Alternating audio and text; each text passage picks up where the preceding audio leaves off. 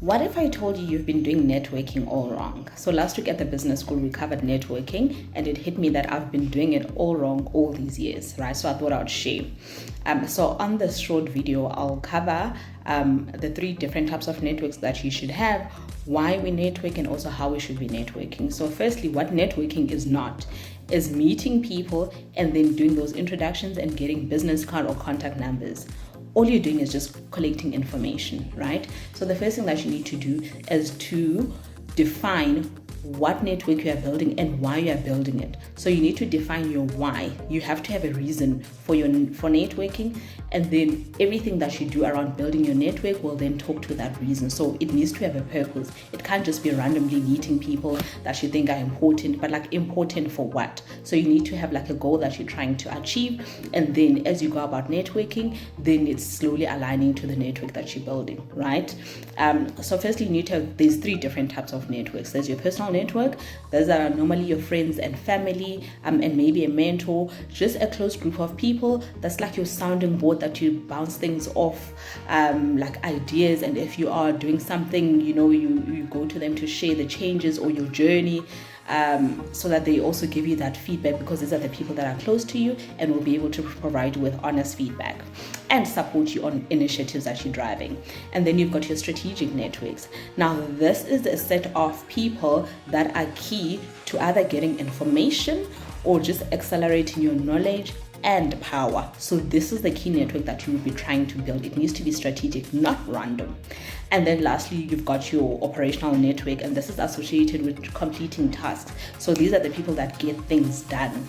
And basically these are the people that pay the bills because they actually get things done, right? So there's different, like I said, you need to define your why. Why are you building this network? So there's different reasons for networking. So people network for like career progression, to find people to sell to. So if you're an entrepreneur, then you would also be building your networks, and also, to learn new skills, or to associate with people that have like a common goal as yourself, and also just to remain relevant. So you need to decide what it is that you're trying to build this network for, right? And then once you've decided, let's say you are it is for career progression, then you need to have a group of people that will help you get there. So the people to have in your network, firstly, you need to have super connectors. That person that always knows someone. I know someone. That person is to be in your network.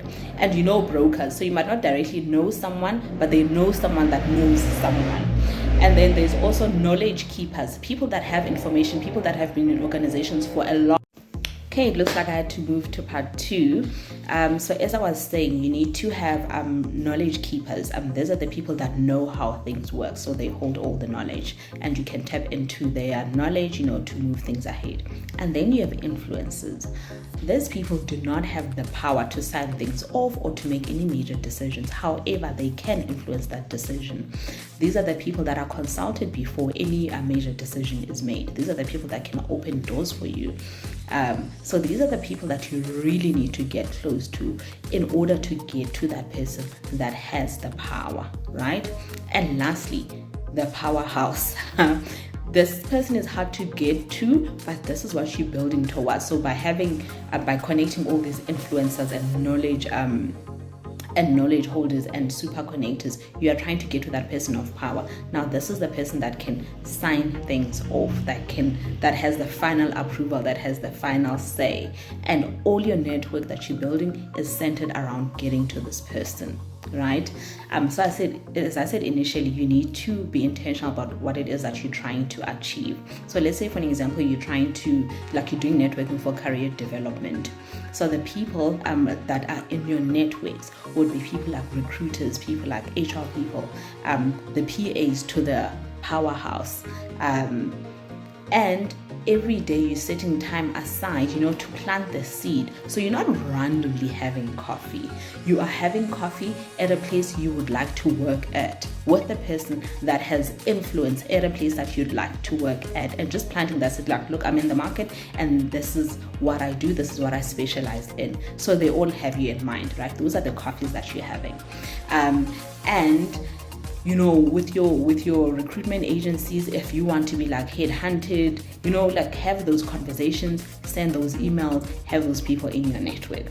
If you are if you are an entrepreneur and you're trying to get into businesses, your PAs are your best friends, because when you ask for a meeting, they can make those meetings happen.